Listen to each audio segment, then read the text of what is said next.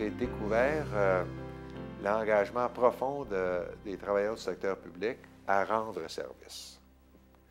Le défi, c'était de reconnaître la qualité de ce service-là quand on n'a pas de moyens financiers pour le faire. Extrêmement difficile. Mais frustrant à la fois. Là, les gens disent, je travaille, je me désarme, puis vous m'offrez moins 1%. Oui, mais c'est regardez à la caisse, là, puis c'est tout ce que j'ai. C'est frustrant. Comment motiver les gens en ne reconnaissant pas leur travail? Il y a eu des mauvaises passes comme ça, que d'autres gouvernements que ceux auxquels j'ai appartenu ont connu. Mais on aspire au moment où on va pouvoir dégager une marge de manœuvre qui va reconnaître finalement le travail de nos infirmières, qui va permettre d'en attirer des nouvelles, qui va pouvoir permettre de récompenser celles qui sont là depuis 20 ans. Et ça, il y a une satisfaction à trouver des moyens originaux de faire ça et de reconnaître la valeur du travail de nos fonctionnaires. Ça, j'ai appris ça. J'ai appris aussi l'importance de l'écoute active dans les relations de travail. Je n'avais pas pratiqué les relations de travail jusqu'à ce que je sois là, au Trésor. Mais disons qu'on apprend vite. Lorsqu'il y a 400 000 personnes qui veulent les écouter, il faut écouter activement. Et je le dis de façon un peu humoristique, mais c'est très réel, ça. C'est, je dirais, un talent qu'il faut avoir. J'ai été heureux de voir, à mon sens, que j'étais capable de faire ça et de contribuer, j'espère, à ce que nos employés du secteur public sachent que le gouvernement les respecte et tente de les reconnaître à la mesure de ses moyens. On ne casse pas du sucre sur le dos de nos employés quand on n'a pas d'argent. C'est parce qu'on n'en a pas et on leur demande le même effort qu'aux autres. Mais ce n'est pas évident là, pour quelqu'un qui travaille pour l'État d'accepter ce discours-là. Alors, s'il y a de la frustration, c'est celle-là. C'est qu'il y a une espèce de déséquilibre entre ce qu'on aimerait faire pour reconnaître le travail des gens et les moyens qu'on a pour le faire.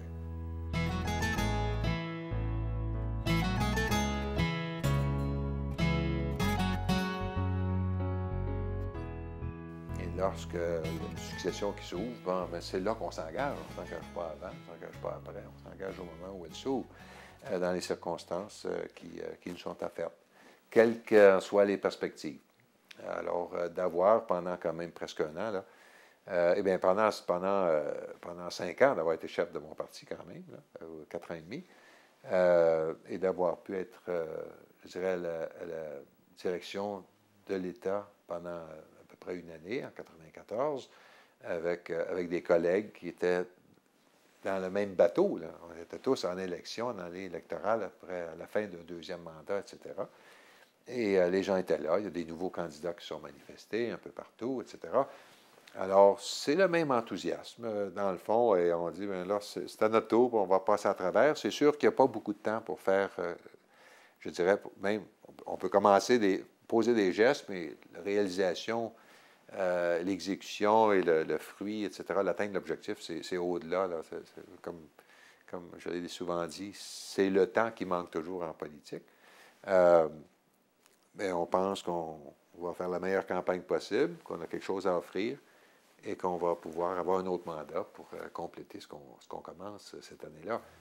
Alors, ça, sont les aléas, là, je dirais, des mandats qui succèdent.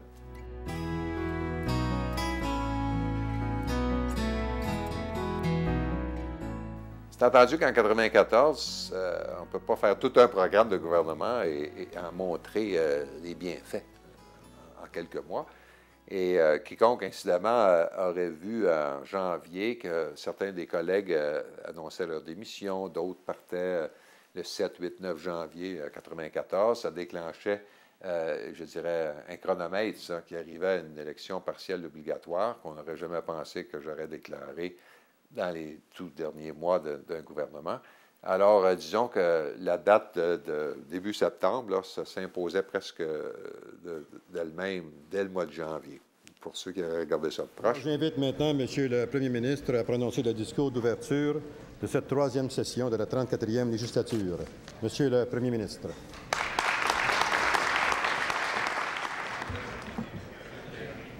Monsieur le Président, nous procédons aujourd'hui à l'ouverture de ce qui, de toute évidence, sera la dernière session de cette législature. C'est en cette fête de la Saint-Patrick, à l'occasion de laquelle il y a souvent des changements climatiques, mais que nous remplaçons aujourd'hui par des changements de climat à l'Assemblée nationale. Cette session, de toute évidence, ne s'étendra véritablement pas au-delà de la fête nationale. Elle sera donc passablement brève, mais il n'appartient qu'à nous de la rendre productive. Nous avons, pour les prochains mois, des défis réels, tous à relever ensemble. Le défi de redonner aux Québécois le goût d'agir et l'occasion de travailler. Nous avons à augmenter le rythme d'activité de notre société. Nous avons, dans les mois qui viennent, à saisir toutes les occasions que la reprise peut nous offrir de construire encore plus rapidement et solidement notre société. Ceci étant, c'est très court. Sinon, pour faire un exercice budgétaire où on pouvait en remettre aux contribuables, à tout le moins la moitié de ce qu'on avait été obligé d'aller percevoir, on disait rétroactivement au 1er janvier 1993, lors du discours sur le budget du printemps 1993. Deuxièmement, Mme Trépanier et moi étions responsables de la condition féminine. Avions annoncé un système de perception des pensions alimentaires que moi, j'ai toujours prétendu était plus respectueux, je dirais, des relations de bonne foi qui peuvent exister entre des ex-conjoints, plutôt que de prétendre imposer un carcan à tout le monde, quel que soit leur état d'esprit ou leur relation. Un autre qui me vient à l'esprit, c'est d'avoir ajouté une année de formation pour les maîtres, pour les professeurs. J'ai toujours eu un préjugé favorable en regardant l'avenir pour ce dans quoi on pourrait investir pour que les jeunes puissent se développer, devenir une génération, d'une génération à l'autre, mieux formée, qui peut mieux affronter l'avenir. Et on avait posé un geste de ce côté-là. J'avais demandé à la ministre des Affaires sociales, de la Santé, de regarder quelles étaient les meilleures pratiques. Hein, c'est peut-être mon passage au Trésor qui m'a dit, écoute, il y a de meilleures façons de faire les choses en santé, il y a de meilleures façons de gérer un hôpital, de voir comment on gère la liste de médicaments, des choses purement administratives, là, qui ne viennent pas dire aux médecins comment faire leur job d'aucune façon, ni aux infirmières, mais d'organiser ça. Il y avait des endroits qui, clairement, je l'avais vu, moi, au Trésor, en négociant avec différents groupes, il y a des choses qui sont mieux faites que d'autres dans certains endroits. Ce sont des exemples, des modèles à suivre. Alors, juste de recenser ça, ça aurait pu être intéressant. Alors, des choses qui étaient en place pour l'avenir, parce que 9 mois, effectivement, à part de la fiscalité, on ne voit pas le résultat instantanément, ou même dans la première année. Alors, dans ce sens-là, ce sont des choses qui, je dirais, pouvaient télégraphier le genre de préoccupation que j'avais comme premier ministre et qu'on pouvait retrouver dans le programme politique par ailleurs, là, de façon plus large, parce qu'on regardait sur 5 ans, là, à l'occasion de la campagne électorale. On regardait sur 5 ans ce qu'on pouvait faire pour l'économie du Québec, pour la qualité de vie, nos infrastructures, etc., pour l'éducation, pour les jeunes, et tout et tout.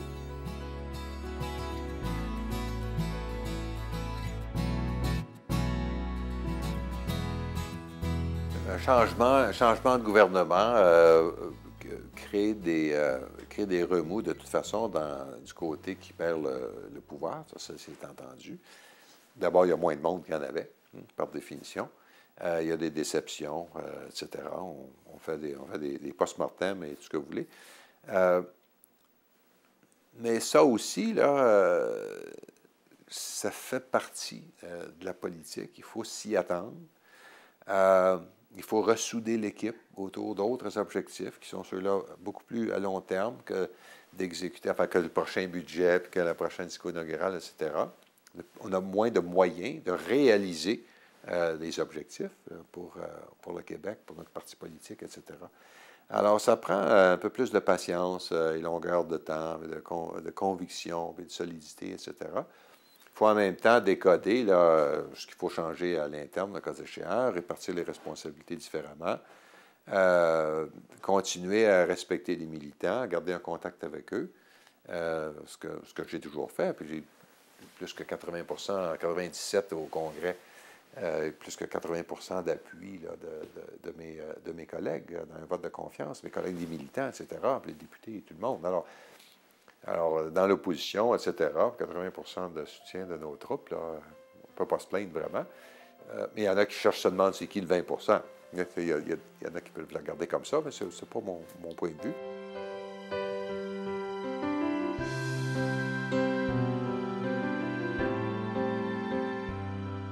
Est-ce que le premier ministre ne pourrait pas être plus clair, plus simple, plus direct, comme il a toujours prétendu qu'il le serait, et d'appeler les choses par leur nom? Il l'a déjà dit, pourquoi ne le répète-t-il pas? Et s'il le répète, pourquoi ne l'écrit-il pas? Monsieur le Premier ministre. Monsieur le Président, la question telle qu'inscrite au feuilleton ce matin se lit ainsi. Acceptez-vous que le Québec devienne souverain après avoir offert formellement au Canada un nouveau partenariat économique et politique dans le cadre du projet de loi dont je viens de lire les notes explicatives sur l'avenir du Québec et de l'entente signée le 12 juin 1995 entre les trois partis politiques?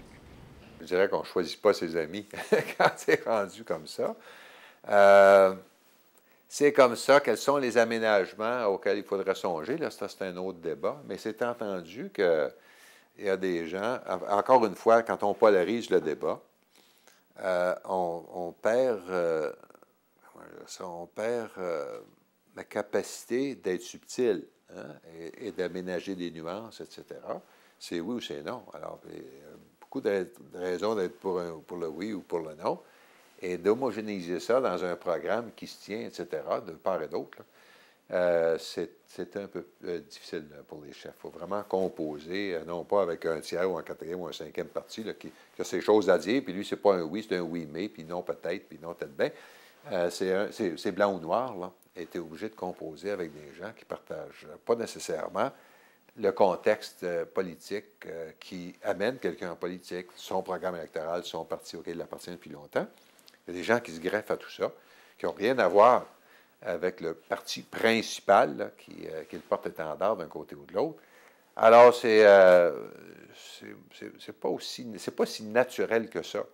C'est un système qui peut-être devrait être aménagé pour respecter davantage la variété des opinions qu'il y a dans un camp comme dans l'autre et qui soutiennent un côté ou l'autre. Alors, dans ce sens-là, c'est un petit peu faux. Ça ne représente pas la réalité là, de tous les jours. Et c'est assez contraignant, oui, dans ce sens-là.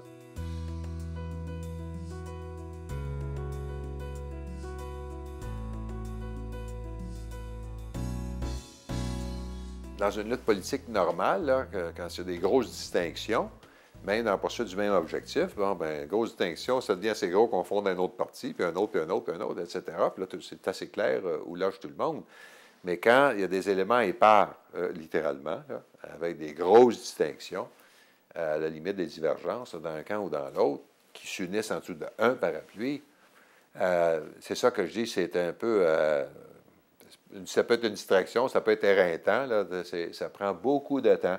Ça aussi, là, il faut aménager un rapport de plus à l'interne pendant que l'autre camp tire à boulet rouge, là, littéralement sur le camp adverse. Alors, on peut juste souhaiter que les mêmes malheurs visitent les adversaires sous l'autre parapluie.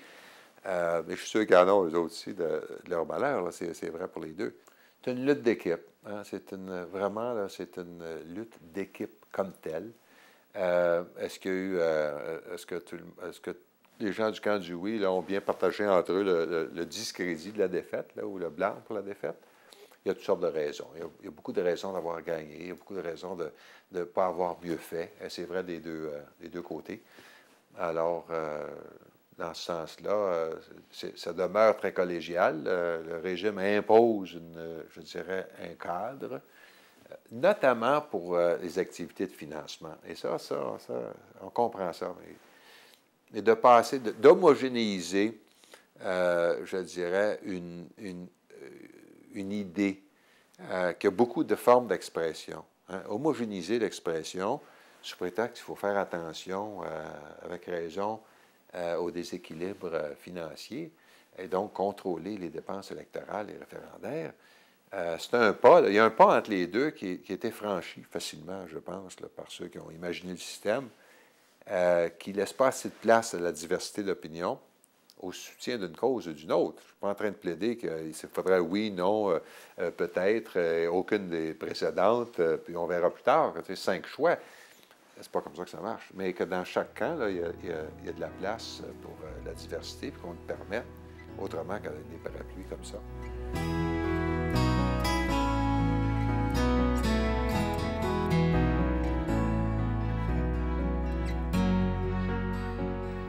La réponse à savoir si on perd notre temps ou on a perdu trop de temps, c'est légitime de se la poser.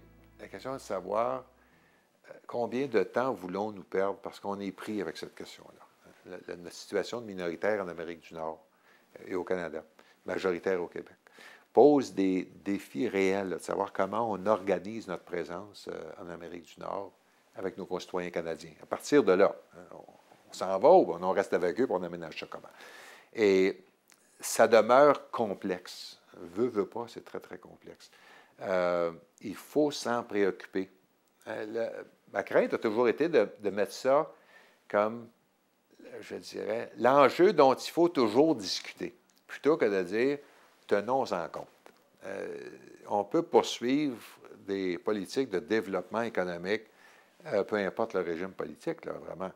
D'autres, quand on veut polariser tout ça, on dit non, non, non, ça ne donne à rien de faire ça comme ça, il faut être un pays souverain, là, puis là, on va pouvoir marcher.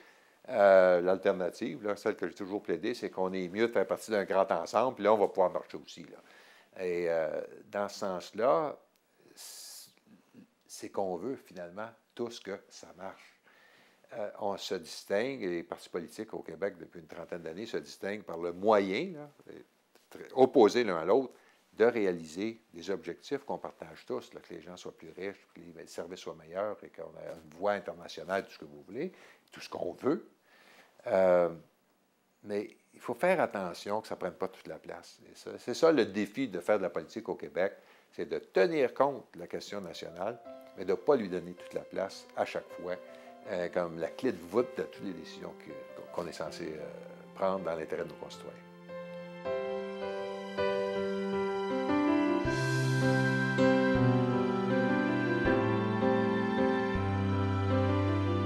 Il y a toujours de l'insatisfaction. Dans l'opposition, là, on n'est pas satisfait de ne pas être de l'autre côté, surtout après une élection, etc. Comment aménager ça? On vit avec ça. On vit avec ça. Et à un moment donné, de toute façon, je dirais tous les 6 mois, tous les ans, peu importe, les anniversaires pour chacun, là, de regarder quel rôle on peut jouer, continuer à jouer différemment, etc. Et moi, c'est en 98, là, commencé après les fêtes, là, commencé à regarder quelles étaient les alternatives dans une année qui faut être une année électorale, clairement, de voir pour mon parti, est-ce que après 17 ans en politique, là, à Québec, est-ce que je pouvais encore, je dirais, affronter les troupes, ou est-ce que j'avais la responsabilité moi-même d'aller attirer des nouveaux candidats, ou alors d'attirer, je dirais, un nouveau candidat à la chefferie, etc. J'ai pris ma décision, moi, comme je l'ai dit à l'époque, parce que je croyais, sincèrement, au printemps 98, qu'un nouveau chef ferait une différence. Et la preuve, c'est que, évidemment, mon successeur a eu plus de votes que l'autre parti, même s'il n'a pas gagné les élections. On tourne une page importante. C'est tellement intense, hein? C'est très, très, très intense. Mais à un moment donné, on fait le point. On fait le point, on regarde le chemin parcouru. Quand ça fait 17 ans qu'on est là, est-ce qu'on veut encore faire ça pendant 17 ans? Il faut penser à ça, il faut penser à soi aussi. Là, 17 ans, c'est un contrat, là, peu importe comment on regarde ça.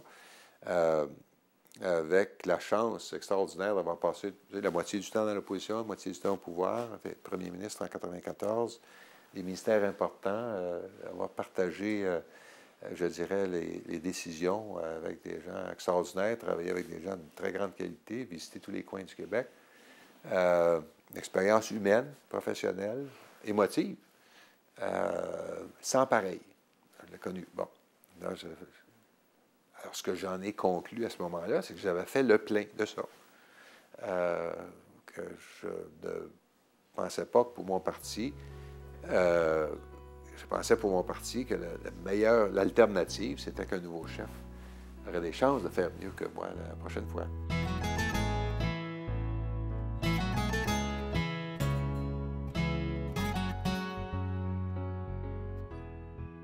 Dans le monde occidental où les médias sont libres, etc.,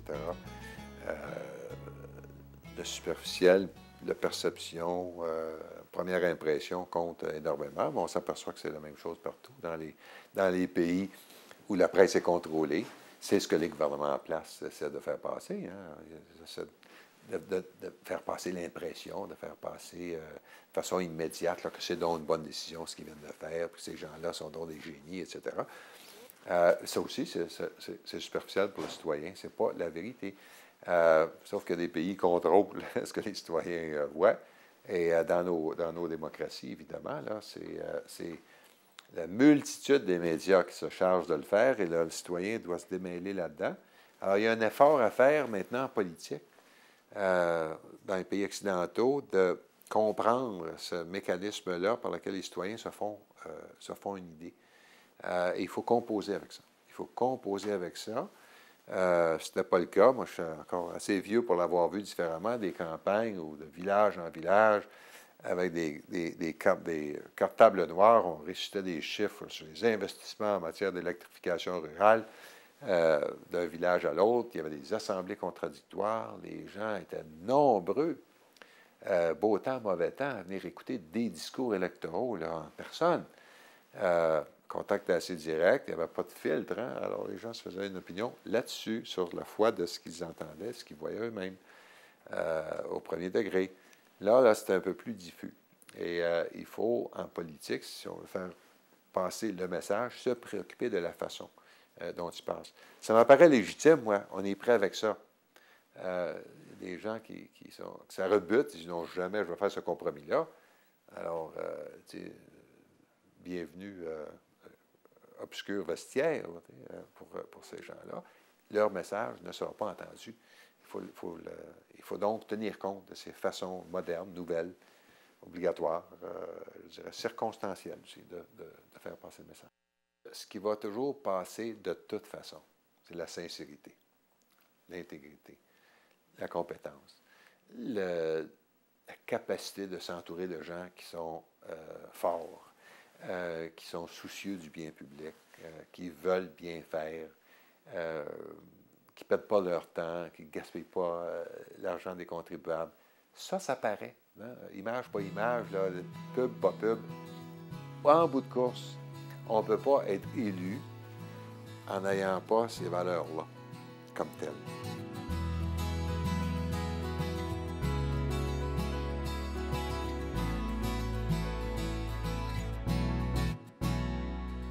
Des gens qui sont à l'Assemblée nationale, plus ou moins longtemps, qui ont l'ambition d'être le meilleur député que leur comté a jamais eu. Il y en a qui viennent ici pour un ou deux dossiers auxquels ils tiennent beaucoup dans leur région. D'autres viennent en disant « J'aimerais ça avoir la chance de partager les décisions au Conseil des ministres. » D'autres disent « Moi, j'aimerais ça d'être président d'une commission. » Chacun, compte tenu du temps qu'il veut y consacrer, de la façon dont il envisage, évidemment, sa carrière, a beaucoup de choix, finalement. Il y a beaucoup de choix. Et il y en a quelques-uns qui aspirent à en faire toujours plus, y compris devenir chef de leur parti, premier ministre. J'ai été de ceux-là, extrêmement privilégiés. Là. On n'est pas des douzaines depuis la Confédération à avoir pu faire ça au Québec.